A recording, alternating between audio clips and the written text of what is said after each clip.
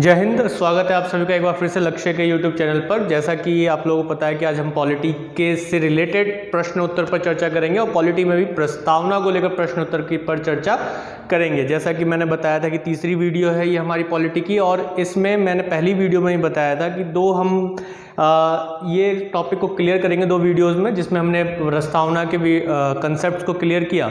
उसके बाद अब ज़रूरत पड़ती है कि किसी भी टॉपिक को जब हम क्लियर करें तो हमारी थोड़ी प्रैक्टिस होनी चाहिए। उससे बनने वाले जो क्वेश्चंस हैं वो क्वेश्चन कैसे होंगे उस पर हम लोग डिस्कस करेंगे। यानी कि जब हमें प्रश्नों के बारे में पता होगा तभी हम जान पाएंगे कि जो परीक्षा हो रही है उस परीक्षा में किस प्रकार के प्रश्न उत्तर बनने वाले हैं, प्रश्न बनने वाले हैं। तो उन प्रश्नों के क्या उत्तर होंगे उस पर हम लोग डिस्कशन आज करेंगे। तो कुछ प्रश्न लेंगे और उन प्रश्नों को लेकर हम लोग जो है बात करेंगे, डिस्कस करेंगे कि कैसे उसके उत्तर दिए जा सकते हैं। तो और रेगुलर जल्दी से जल्दी जुड़ जाइए आप लोग हमारे चैनल से, और इसके साथ ही वीडियो को अंत तक देखिए, पूरा देखिए, ताकि आप सभी क्वेश्चंस को समझ पाएँ कि अगर एक छोटे से शब्द को बदल दिया जाए तो प्रश्न कैसे बदल सकता है। तो उन सभी प्रश्नों को हम लोग एक एक करके 1 बाय 1 देखेंगे कि क्या क्या क्वेश्चन है। आपके सामने स्क्रीन पर आता रहेगा इधर साइड में कि कौन सा क्वेश्चन है। जो मैं क्वेश्चन यहाँ पे बोल रहा हूँ वो क्वेश्चन आपको यहाँ पे दिखाई देगा, और आप लोग जल्दी से जल्दी तुरंत क्वेश्चन को पढ़ के, आपके पास 10 सेकेंड का टाइम होगा और आप उसका आंसर जो है कमेंट बॉक्स में जल्दी ड्रॉप कीजिए, जल्दी जल्दी करिएगा। और ज़्यादा से ज़्यादा शेयर कीजिए अपने दोस्तों में। देखिए शेयर अभी तक नहीं आ पा रहा है, जल्दी से जल्दी आप लोग शेयर कीजिए, और बाकी लोग अभी नहीं जुड़ पाए हैं जल्दी जल्दी जुड़िए और शेयर जरूर कीजिए अपने दोस्तों में। ज़्यादा से ज़्यादा शेयर कीजिए अपने फेसबुक, व्हाट्सअप, जो भी आप सोशल मीडिया चलाते हैं वहाँ आप लोग हमारे इस वीडियो को शेयर जरूर करें, ताकि और ज़्यादा लोग जुड़ सकें और हमारा मनोबल बढ़ सके। क्योंकि जब तक भीड़ नहीं होती है तब तक पढ़ाने का मज़ा भी नहीं आता है। तो क्वेश्चंस लेते हैं, चलिए शुरू करते हैं हम लोग अपना सेशन। और पहला क्वेश्चन जो है हम लेते हैं, जो आपके स्क्रीन पर दिख रहा होगा कि प्रस्तावना में संविधान का क्या निहित है। यानी कि प्रस्तावना में संविधान का जो निहित है वो पक्ष कौन सा है। तो ऑप्शंस दिए हुए हैं आपके सामने, कौन कौन सा। मूल दर्शन, संविधान का गठन, साम्यवादी स्वरूप या नास्तिक राज्य। तो 4 ऑप्शंस दिए हुए हैं आपके सामने, और इसमें से आंसर आप लोग जल्दी से दे दीजिए। 10 सेकंड है आपके पास, जल्दी जल्दी आंसर दीजिएगा। तो मैं जो इसका आंसर दूंगा, मेरा आंसर जो होगा वो होगा ए, कि मूल दर्शन है। क्या है? मूल दर्शन। मूल दर्शन निहित है किसमें? प्रस्तावना में। तो मैंने आप लोगों को प्रस्तावना को पढ़ाते ही बताया था कि ये परिचय पत्र है। क्या है? परिचय पत्र है। और परिचय पत्र होने के कारण क्या है? ये इसका दर्शन है, जो संविधान है, संविधान के दर्शन को बताता है कि संविधान के अंदर क्या चीज़ें निहित है। मैंने पहली वीडियो में आप लोगों को बताया था कि जो प्रस्तावना है संविधान की, यानी कि अगर हमें संविधान को समझना है तो उसके लिए हमें किसको समझना होगा? प्रस्तावना को समझना होगा, उद्देशिका को समझना होगा। तो उसका मूल दर्शन है, उसकी जो फिलॉसफी है, उसमें क्या चीज़ें दी हुई हैं, क्यों हमने उसे अपनाया है, उस संविधान को अपनाया है, या हमारे संविधान सभा ने क्यों अंगीकृत किया है, उसका उद्देश्य क्या है संविधान का, वो सारी चीज़ें बताई गई हैं। तो ये क्या है? प्रस्तावना क्या है? हमारा मूल दर्शन है। तो चलिए चलते हैं अगले प्रश्न पर जल्दी से। तो अगला प्रश्न है, ये मैंने आप लोगों से कल भी पूछा था क्वेश्चन वीडियो के दौरान, और बहुत से लोगों ने अच्छा आंसर दिया है। काफ़ी लोगों ने अच्छा आंसर दिया। संगीता ने भी काफ़ी अच्छा आंसर दिया, बस संगीता ने थोड़ी मिस्टेक कर दी है। 44th अमेंडमेंट बताया है इसे, नहीं 44th अमेंडमेंट नहीं है, 42nd अमेंडमेंट है। तो उसको करेक्ट कीजिएगा आप संगीता। इसके बाद पूनम गौतम, उन्होंने भी अच्छा आंसर दिया है। उन्होंने आर्टिकल 368 को बताया है, 368 जो कि अमेंडमेंट के लिए है, बिल्कुल सही आंसर है। और संगीता ने भी अच्छा आंसर दिया, 368 बताया है अमेंडमेंट के लिए, संशोधन के लिए। तो इन दो लोगों ने अच्छा आंसर दिया। चलिए अगला क्वेश्चन लेते हैं, जो इसके बाद हमारा दूसरा क्वेश्चन है आपकी स्क्रीन पर।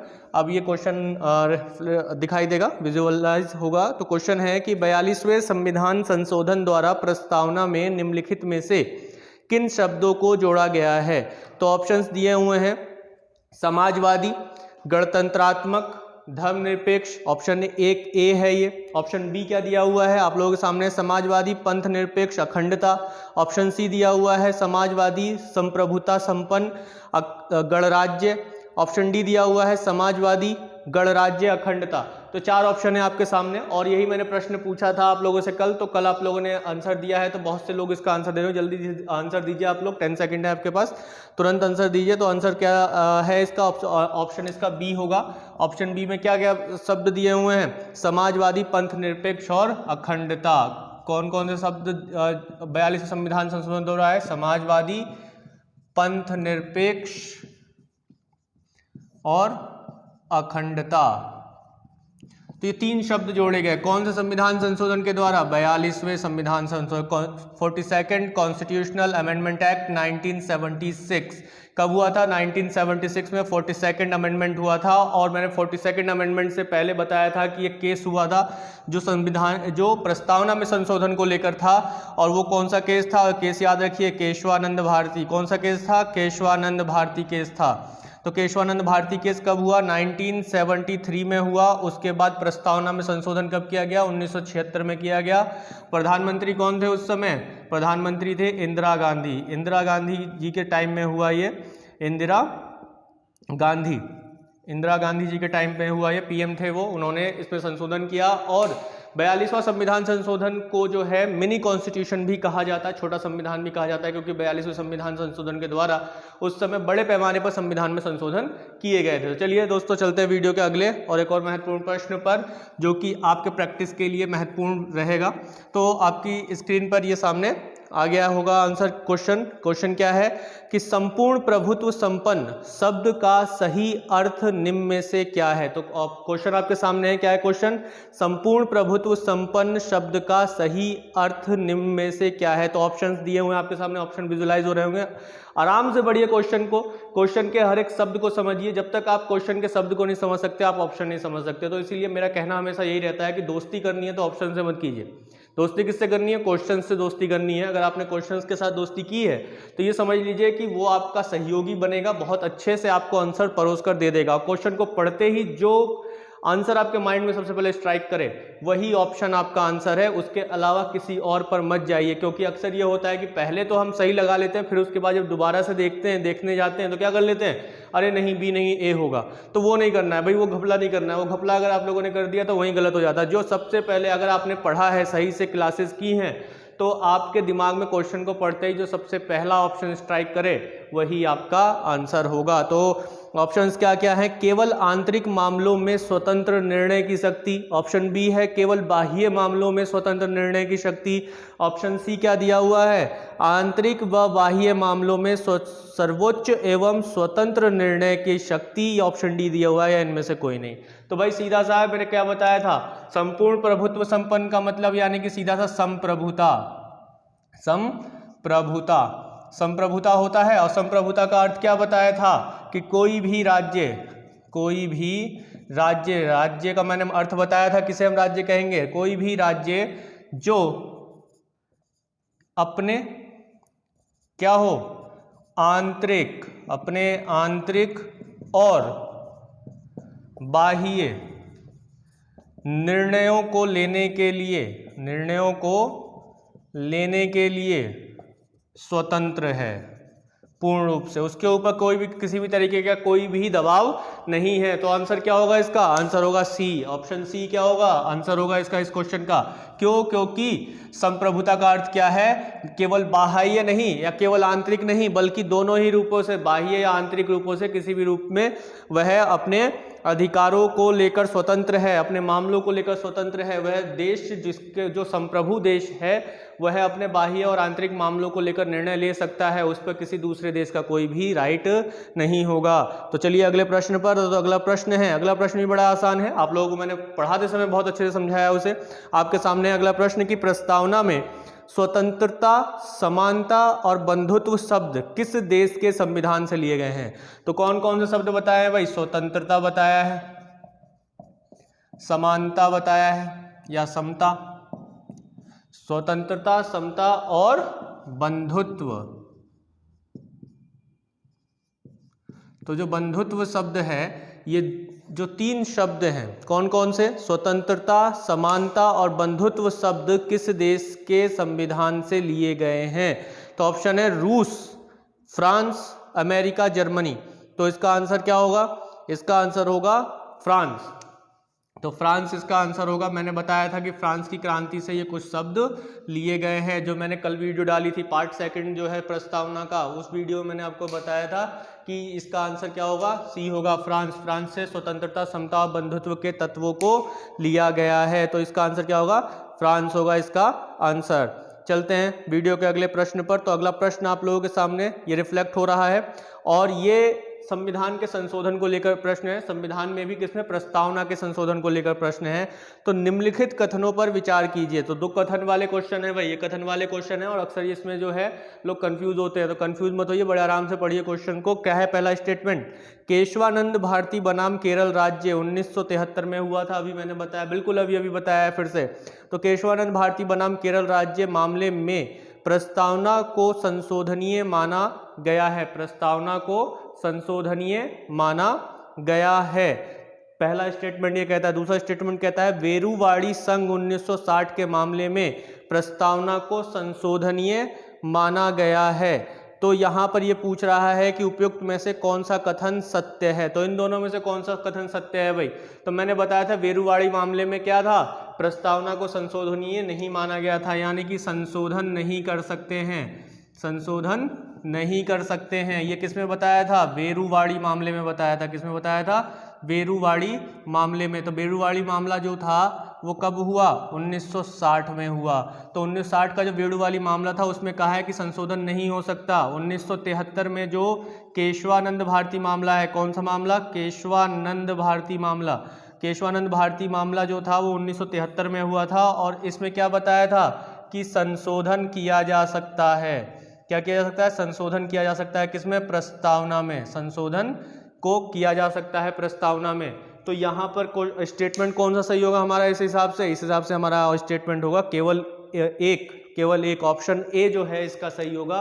तो ऑप्शन ए जो है आपका केवल करेक्ट आंसर होगा, क्योंकि स्टेटमेंट 2 में क्या बोल रहा है कि वेरुवाड़ी संघ के मामले में प्रस्तावना को संशोधनीय माना गया है। तो संशोधनीय नहीं माना गया था वेरुवाड़ी मामले में, बल्कि क्या माना गया था कि संशोधनीय नहीं है। ठीक है, तो आप लोग समझ पा रहे होंगे इस समय तक। चलिए एक और क्वेश्चन लेते हैं, बड़ा ही इजीएस्ट क्वेश्चन है, फैक्चुअल क्वेश्चन है। तो आपके स्क्रीन पर है कि उद्देश्य प्रस्ताव संविधान सभा के में कब प्रस्तुत किया गया। उद्देश्य प्रस्ताव संविधान सभा में कब प्रस्तुत किया, क्या डेट थी। तो क्या डेट थी आपके सामने, ऑप्शंस हैं, सीधे से ऑप्शन है क्या, 13 दिसंबर 1946, 23 जनवरी 1947, 22 जनवरी 1946, 22 जनवरी 1947। तो ये ऑप्शन है आपके सामने और ये मैंने आपको बताया था कि उद्देश्य प्रस्ताव, कौन सा प्रस्ताव, उद्देश्य प्रस्ताव। तो जो उद्देश्य प्रस्ताव है दोस्तों किसने प्रस्तुत किया था, यही बता दीजिए सबसे पहले, पंडित जवाहरलाल नेहरू। किसने, पंडित जवाहरलाल नेहरू ने। तो पंडित जवाहरलाल नेहरू ने ये प्रस्तुत किया था। तो कब किया था, 13 दिसंबर को, 13 दिसंबर 1946 को। तो ये मैंने डेट बताई थी, नहीं बताई थी आप लोगों को, बिल्कुल बताई थी। तो ये 13 दिसंबर 1946 को उद्देश्य प्रस्ताव पंडित जवाहरलाल नेहरू ने प्रस्तुत किया था संविधान सभा में। तो संविधान सभा में इसको जब प्रस्तुत किया था 13 दिसंबर 1946 को उद्देश्य प्रस्ताव को, और इसी के आधार पर हम क्या देखते हैं, उद्देशिका को देखते हैं। उद्देशिका का आधार क्या है, एक और क्वेश्चन बन सकता है यहाँ पे कि उद्देशिका का आधार क्या है, उद्देश्य प्रस्ताव है। एक और क्वेश्चन और बन सकता है, क्या क्वेश्चन बन सकता है कि उद्देश्य प्रस्ताव को किसने प्रस्तुत किया संविधान सभा में, तो पंडित जवाहरलाल नेहरू, भारत के पहले प्रधानमंत्री पंडित जवाहरलाल नेहरू ने इसको प्रस्तुत किया था। इसी के साथ चलिए दोस्तों लेते हैं एक और क्वेश्चन थोड़ा जल्दी जल्दी। तो आप लोग कमेंट्स में आंसर जरूर देते रहिएगा। देखिए कमेंट में जिसके जितने ज़्यादा आंसर आएंगे मैं अगली वीडियो में जरूर उनके नाम लूंगा और सबके सामने रखूंगा कि भाई किसने कितने अच्छे आंसर्स दिए हैं, किसने अच्छे कमेंट दिए हैं। तो ज़्यादा से ज़्यादा अपने दोस्तों में शेयर कीजिए। देखिए शेयर तो आ नहीं रहे, तो आप लोग जल्दी जल्दी शेयर कीजिए और लाइक कीजिए चैनल को और हमारी वीडियो को लाइक कीजिए। और इसके साथ साथ सब्सक्राइब करना ना भूलें। जिन लोगों जो अभी नए नए जुड़ रहे हैं या नया अभी वीडियो देख रहे हैं, पहली बार देख रहे हैं, वो सब्सक्राइब जरूर करें, बेल आइकन को प्रेस जरूर करें ताकि आपके तक नोटिफिकेशन सबसे पहले पहुंच सके। और बहुत ही क्रांतिकारी रूप से अब वीडियो शुरू हो जाएंगी आपके पास। ज्योग्राफी, पॉलिटी की तो शुरू हो ही गई है, ज्योग्राफी की भी शुरू होने वाली है। पर्यावरण से लेकर जो प्रश्न हैं या कंसेप्ट हैं वो भी आप लोगों को समझाने वाले क्वेश्चन शुरू हो जाएंगे। हिस्ट्री के क्वेश्चंस और उसके साथ साथ जो कंसेप्ट्स हैं हिस्ट्री के वो भी शुरू होंगे और दूसरे जो अदर सब्जेक्ट्स हैं वो भी आप लोगों के बड़े ही क्रांतिकारी लेवल पे शुरू होने वाले हैं वीडियो। तो ज़्यादा से ज़्यादा शेयर कीजिए अपने दोस्तों में और लाइक करना ना भूलें और सब्सक्राइब करवाएं अपने दोस्तों के साथ, रिकमेंडेंस करें ज़्यादा ज़्यादा, क्योंकि भाई भीड़ होनी चाहिए पढ़ाने के लिए। और जब तक हम भीड़ नहीं हो, ज़्यादा लोग देखें नहीं, तब तक मज़ा नहीं आता है, मनोबल नहीं बढ़ता है। तो अनुरोध यही है कि ज़्यादा से ज़्यादा करो, तभी एक क्रांतिकारी स्तर पर आपको कक्षाएं बड़े पैमाने पर मिलने वाली हैं और बड़ा ही मज़ा आएगा पढ़ने में और पढ़ाने में। तो चलिए अगला क्वेश्चन लेते हैं। अगला क्वेश्चन आपकी स्क्रीन पर है। क्या है क्वेश्चन?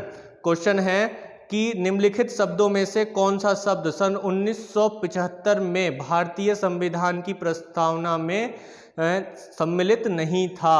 तो कौन सा शब्द नहीं था? तो ऑप्शंस दिए हुए आपके पास, बंधुत्व, संप्रभु, समानता या अखंडता। तो 1975 क्या टाइम दिया हुआ है भाई? 1975 का टाइम दिया हुआ है, 1975 का टाइम दिया हुआ है। इससे पहले कौन सा शब्द नहीं था? तो बंधुत्व जो दिया हुआ है वो तो था भाई, बंधुत्व तो था, है ना, बंधुत्व था। और क्या दिया हुआ है? और दिया हुआ है संप्रभु, तो संप्रभु शब्द भी था। जैसे कि संपूर्ण, संप्रभुत्व, संपन्न, ये शब्द बोला हुआ है तो संप्रभु भी था, जैसे मैंने बताया अभी। तो अगला क्या दिया हुआ है? समानता, तो समानता भी था, समता के रूप में दिया हुआ है। अब बचा कौन सा? अखंडता, क्योंकि भाई अखंडता जो लाया गया वो कब लाया गया? 1976 में लाया गया, 1976 में लाया गया। कौन सा संशोधन के द्वारा? 42वें संशोधन के द्वारा। देखो क्वेश्चन कितने बन रहा है, कितनी बार बन रहा है, ठीक है। तो 42वें संशोधन के द्वारा, 42वें संशोधन में कितने क्वेश्चन बन रहे हैं? अभी केशवानंद भारती से क्वेश्चन बन गया। मैंने कल वीडियो में लास्ट में ये आप लोगों को बताया था कि क्वेश्चंस कितने ईजीएस्ट तरीके से इनसे ही घुमा फिरा के उठ जाते हैं। बस आपने 2 वीडियोज़ अगर देखी हैं प्रस्तावना की, जो मैंने अभी डाली है, आप लोगों को पढ़ाने के लिए बताया है, तो अगर उनके एक एक शब्द को आपने अच्छे से सुना है, नोट डाउन किया है, तो क्वेश्चन कहीं भी बाहर नहीं जाने वाला है इसमें से निकल के, ठीक है। सारी चीज़ें मैंने बड़े ही ईजीएस्ट वे में, ईजी तरीके से आपको बताइए। कुछ लोगों को तो ये कहना है कि भाई इतने ईजी तरीके से ये तो अभी पूरा हुआ ही नहीं है, लेकिन ये नहीं पता है कि उतने ईजी तरीके से जो मैंने बताया है उसमें ही बहुत सारी चीज़ें क्लियर हो गई हैं, और बड़े ही आसान तरीके से ये मैंने रामायण नहीं लिखवाई है, और या कहा जाए एक पूरा ग्रंथ नहीं लिखवाया है, तो इस वजह से लग रहा होगा कि भाई पूरा नहीं हुआ है, लेकिन पूरा सब कुछ हो चुका है। 2 वीडियोज़ में प्रस्तावना को बहुत ही अच्छे तरीके से, सिस्टमेटिक तरीके से मैंने बताया है। अगर आपने प्रस्तावना को ही पढ़ा है और उसको भागों में, 4 मूल भागों में बांट के पढ़ा है, तो बड़े आराम से सारे क्वेश्चंस हो जाएंगे। तो क्वेश्चंस का आंसर क्या होगा इसका? हमारा अखंडता, जो कि ऑप्शन क्या है? ऑप्शन डी है। ऑप्शन डी क्या दिया हुआ है? अखंडता। तो ये इसका आंसर होगा। 1975 तक जो है ये संविधान में नहीं था। ये कब आया? 1976 में के बाद आया। कब? 42वां संशोधन जब किया गया, मिनी कॉन्स्टिट्यूशन जिसे कहा जाता है, लघु संविधान की संज्ञा दी जाती है, वो जब किया गया तब ये चीज़ आती है। चलिए दोस्तों, वीडियो के अगले प्रश्न पर। तो अगला प्रश्न आपके ये सामने है, महत्वपूर्ण प्रश्न है। ये महत्वपूर्ण प्रश्न है। क्या प्रश्न है कि निम्नलिखित उद्देश्यों में से कौन सा एक भारत के संविधान की उद्देशिका में सन्निहित नहीं है? तो ऑप्शन है आपके सामने, कौन कौन से ऑप्शन दिए हुए हैं? विचार की स्वतंत्रता, आर्थिक स्वतंत्रता, अभिव्यक्ति की स्वतंत्रता, विश्वास की स्वतंत्रता। तो भाई उद्देश्यों की बात हो रही है, ठीक है। किसकी बात हो रही है? उद्देश्यों की बात हो रही है। तो मैंने 4 तत्व बताए थे वो प्रस्तावना के, जो मैंने दूसरी वीडियो डाली थी, उसमें 4 तत्वों में क्या क्या है, ठीक है, कौन कौन सी बातें बताई गई हैं? एक तो न्याय की बात की गई है। 4 तत्वों में से जो उद्देश्य बताया था, उद्देश्य कौन कौन से बताए हैं? न्याय उद्देश्य है, स्वतंत्रता स्थापित करना उद्देश्य बताया था, नहीं बताया था? कमेंट में आंसर आ जाना चाहिए तुरंत। क्वेश्चन बोलते ही मेरे आंसर देने का इंतजार मत करो, कमेंट में आंसर दो। इतने मैं यहाँ समझा रहा हूँ, इतने फिर उसके बाद आंसर देने के बाद आप लोगों को ये समझना है यहाँ पे कहाँ से क्वेश्चन बना है। तो न्याय, स्वतंत्रता और समता की बात की गई है, बंधुत्व की बात की गई है, ये उद्देश्य बताया था मैंने। बंधुता या बंधुत्व, ये उद्देश्य बताया था मैंने कि संविधान का उद्देश्य क्या है, वो कौन बताता है? हमें उद्देशिका बताता है। तो प्रकृति मैंने पहले बताया कि शक्तियों का स्रोत बताया था, फिर उसके बाद याद आ रहा हो कि संविधान की प्रकृति क्या है वो मैंने बताया था, फिर बताया था कि संविधान का उद्देश्य क्या है ये बताया था मैंने, फिर उसके बाद तारीख बताई थी। तो उसमें से जो क्वेश्चन पूछा है वो किससे पूछा है? स्वतंत्रता से पूछा है।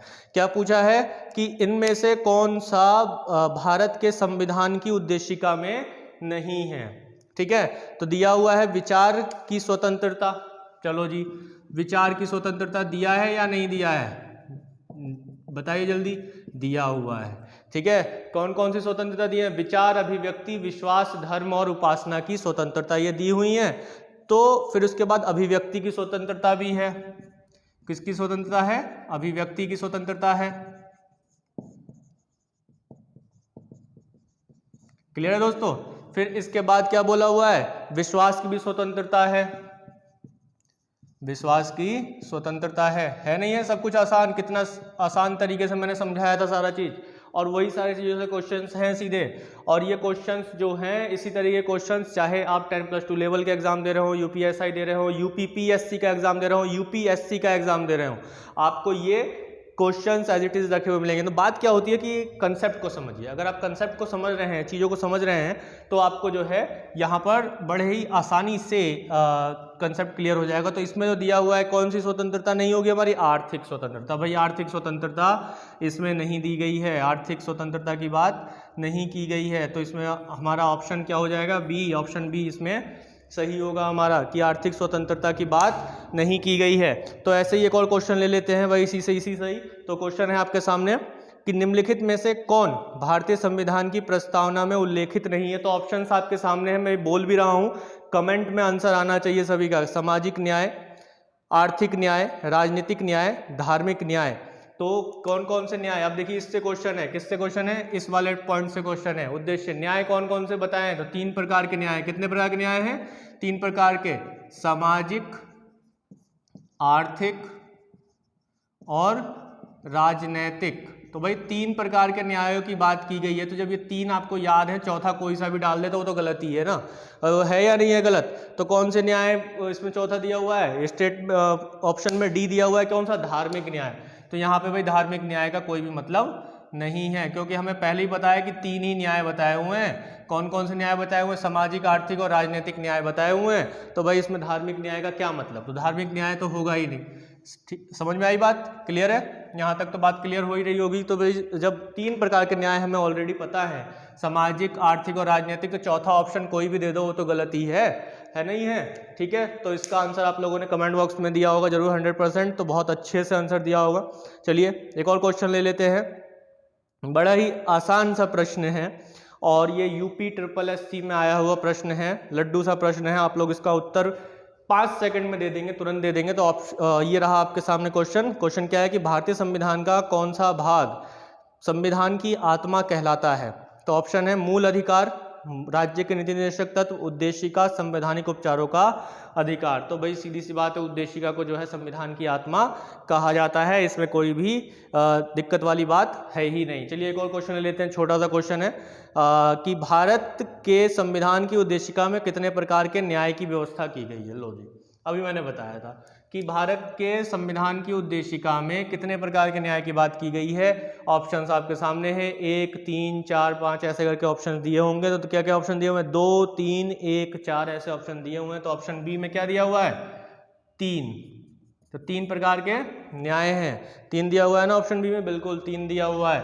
तो 3 प्रकार के न्याय हैं, कौन कौन से, सामाजिक, आर्थिक और राजनीतिक। शेयर करो जल्दी जल्दी, शेयर नहीं आ रहे हैं। तो इसके बाद सामाजिक, आर्थिक और राजनीतिक न्याय। देखिए मेहनत बहुत हो रही है, ठीक है, कंसेप्ट को ढूंढ ढूंढ के लाया जा रहा है, क्वेश्चंस को अच्छे से ढूंढ के लाया जा रहा है, बनाया भी जा रहा है टीम के द्वारा। तो उसके लिए चाहिए कि हमें मोटिवेट मिले। मोटिवेट कब मिलेगा, जब आप वीडियो शेयर करेंगे अपने दोस्तों में ज़्यादा से ज़्यादा। और जो सब्सक्राइब नहीं किया हुआ है आपके दोस्तों मित्रों ने, उनसे कहिए, रिकमेंड कीजिए कि आप कितने अच्छे प्लेटफॉर्म से पढ़ रहे हैं और आपको एक भी जीएस से आने वाला जो क्वेश्चन है वो नहीं छूटेगा अगर आप रेगुलर बने हुए हैं। करंट अफेयर्स का मैंने अभी आपके सामने डेमो भी रखा है, जो नए जुड़ रहे हैं उनको, जो पुराने हमसे जुड़े हुए हैं वो तो जानते ही हैं। अभी मैंने डेमो रखा कि यूपीएससी का भी एनडीए का एग्जाम हुआ, नेशनल डिफेंस एकेडमी का एग्जाम हुआ, और करंट अफेयर्स में डेली करंट अफेयर्स सीरीज जो मैं टॉप 10 क्वेश्चन डालता हूँ, उनमें से 10 क्वेश्चन यूपीएससी में करंट अफेयर्स से आए थे, जिसमें से 7 क्वेश्चन सीधे हमारी वीडियोस से थे। तो समझिए कि अगर आप करंट अफेयर्स यहाँ से भी कवर करते हैं तो कितना आसान हो जाता है। अब बेसिक तो मैं करवा ही रहा हूँ, उसके हर एक पहलू को मैं समझा ही रहा हूँ इसके साथ साथ। तो इसको ये क्वेश्चन था। अब इसके बाद एक और क्वेश्चन लेते हैं, अगला क्वेश्चन लेते हैं जो महत्वपूर्ण है, जो उद्देशिका से ही जुड़ा हुआ है, क्योंकि हम उद्देशिका से जुड़े हुए प्रश्नों को ही ले रहे हैं। तो ये क्वेश्चन, ये आपके सामने कौन सा क्वेश्चन है, ये रहा आपके सामने क्वेश्चन कि भारतीय संविधान की प्रस्तावना में किस स्वतंत्रता का वर्णन नहीं है। तो क्वेश्चन क्या है आपके सामने, ये रहा कि भारतीय संविधान की प्रस्तावना में निम्नलिखित में से किस स्वतंत्रता का वर्णन नहीं है। तो भाई अब स्वतंत्रता का वर्णन आ गया कि कौन सी स्वतंत्रता का वर्णन नहीं है। तो ऑप्शन दिए हुए, विचार की स्वतंत्रता, धर्म की स्वतंत्रता, विश्वास की स्वतंत्रता, आर्थिक स्वतंत्रता। तो एक बार फिर से वैसे ही क्वेश्चन है, तो कौन सा स्वतंत्रता नहीं है, आर्थिक स्वतंत्रता नहीं है। कैसी स्वतंत्रता नहीं है? आर्थिक स्वतंत्रता नहीं है। कौन कौन सी 5 स्वतंत्रता कितनी प्रकार की बताई गई हैं? स्वतंत्रता बताई गई हैं 5 प्रकार की। कौन कौन सी? 5 प्रकार की स्वतंत्रता। कौन कौन सी स्वतंत्रता? विचार, अभिव्यक्ति, विश्वास, धर्म और उपासना की स्वतंत्रता, जिसमें आर्थिक स्वतंत्रता नहीं है। तो आर्थिक स्वतंत्रता नहीं है। तो दोस्तों ये यहाँ तक जो मैंने आप लोगों को क्वेश्चंस कराए, ये एक तरीके से वो महत्वपूर्ण प्रश्न हैं जो अक्सर परीक्षाओं में पूछे भी गए हैं और इसी तरीके से पूछे भी जाते हैं। तो मुझे लगता है कि आज के लिए इतना इनफ रहेगा और अगली वीडियो में हम अगले टॉपिक पर बात करेंगे जो प्रस्तावना से जुड़े, प्रस्तावना तो हो गया, जो संविधान से जुड़ा हुआ अगला पोर्शन होगा, अगला वीडियो होगा, वो हम अगले टर्म में बात करेंगे कि इसका अगला चैप्टर क्या, जैसे कि संघ एवं उसका राज्य क्षेत्र, उसकी बात करेंगे। अक्सर ये समाचारों में बना रहता है, कैसे हम एक राज्य का नाम बदलते हैं या किसी राज्य की सीमाओं में परिवर्तन करके एक नया राज्य बना सकते हैं। तो वो सारी बात हम अगले वीडियो में समझेंगे। तो यहाँ तक मैं मानता हूं कि आप लोगों को काफ़ी कुछ सीखने को मिला होगा और इससे लंबी वीडियोस भी बनेंगी अगर सहयोग रहा आप लोगों का, आप लोगों ने ज़्यादा से ज़्यादा शेयर किया और जैसे जैसे हमारे अब देखने वालों की संख्या बढ़ेगी वैसे वैसे हमारा मनोबल बढ़ेगा और हम आप लोगों के लिए इससे भी बेहतर और बेस्ट तरीक़ों से चीज़ें लेकर आने की कोशिश करते रहेंगे, क्योंकि रिसर्च रेगुलर जारी है और जब तक रिसर्च जारी रहेगी तब तक नई नई चीज़ें आती रहेंगी। तो वीडियो को पूरा देखने के लिए धन्यवाद। जय हिंद, जय भारत।